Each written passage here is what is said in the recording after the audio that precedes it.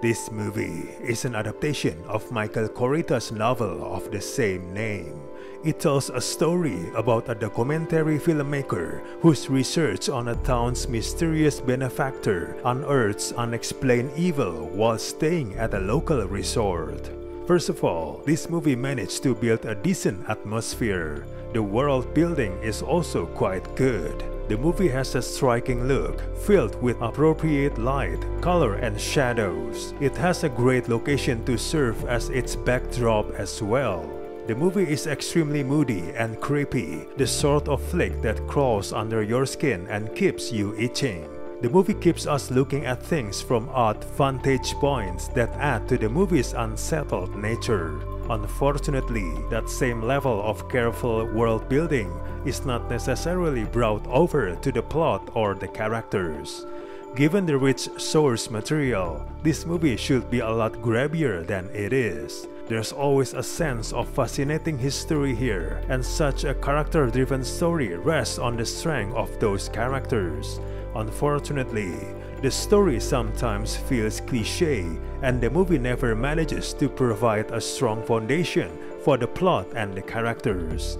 The performance is good enough, but the main character, Erica, is thinly sketched and seems detached from the larger and more interesting drama. Her journalistic integrity is repeatedly called into question and only serves to make her an unlikable lead. There's even a cringe-induced scene where the character is written in a cheaply way that doesn't feel empowering to the character.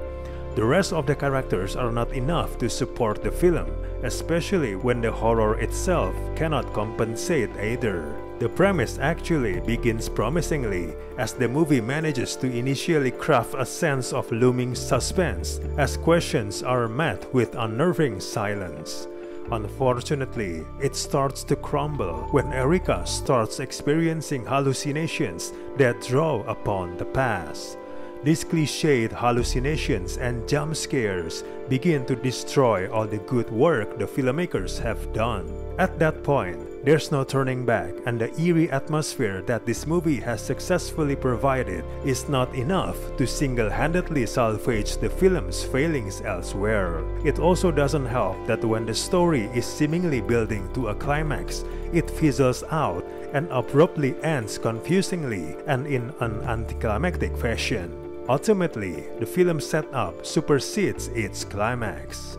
In the end, the movie doesn't make much logical sense. It's rather ridiculous and underwhelming tedium. We do not recommend this movie at all.